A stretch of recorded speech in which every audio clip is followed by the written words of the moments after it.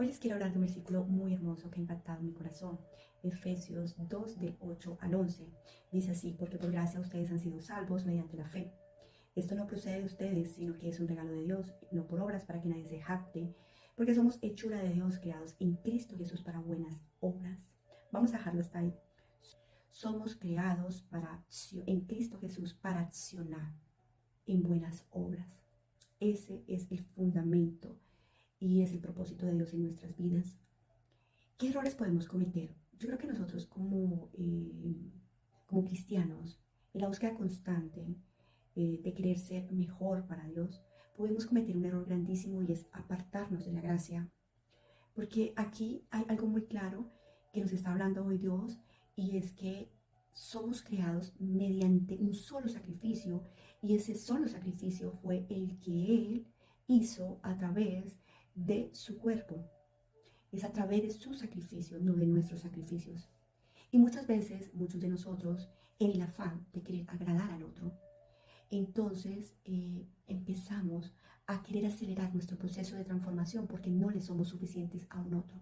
Pero no solamente porque no le somos suficientes a un otro, sino que otro de los errores es que a veces no toleramos que seamos juzgados por un otro. Entonces creemos que no somos suficientes para nosotros mismos, empezamos a sentirnos insatisfechos y queremos de alguna forma acelerar el proceso de Dios en nuestras vidas y empezar a querer tomar algunas actitudes propias de la carne, a querer más bien maquillar el pecado y empezar a hacer sacrificios terrenales para poder agradarnos y agradarle a un otro. Y es allí cuando nos separamos de la gracia, es allí cuando perdemos la gracia. Por eso Pablo en otra carta nos habla de algo muy hermoso que nos dice, bueno, ahora pues, nos cuestiona y nos hace un interrogante. Recuerde que la salvación viene por la gracia, entonces queremos agradar a Dios o a los hombres. Y es eso lo que debemos preguntar: ¿a quién realmente queremos agradarle? Porque para la sociedad y para los hombres nunca vamos a ser suficientes, pero para Dios ya lo somos. Ya Él trae un proceso con nosotros, ya Él trae un plan de redención para nosotros.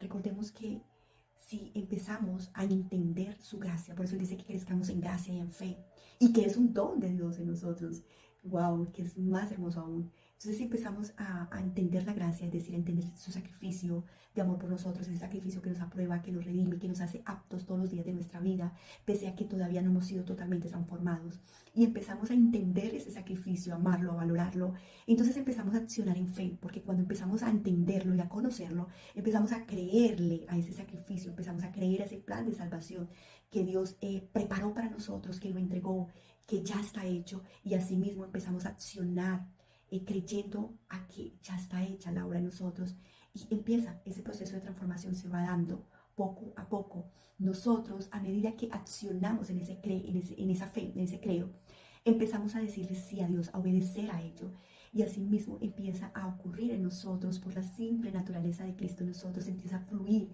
empezamos a accionar de manera diferente, porque la expresión de Cristo en nosotros es una expresión de paz, es una expresión de amor, es una expresión de gozo, de unidad, es una expresión de reconciliación, de perdón.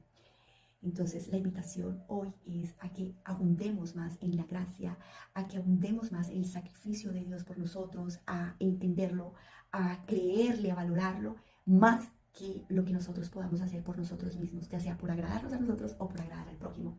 Hasta una próxima ocasión, y bueno, que Dios nos ayude a no perder nuestro foco de adoración.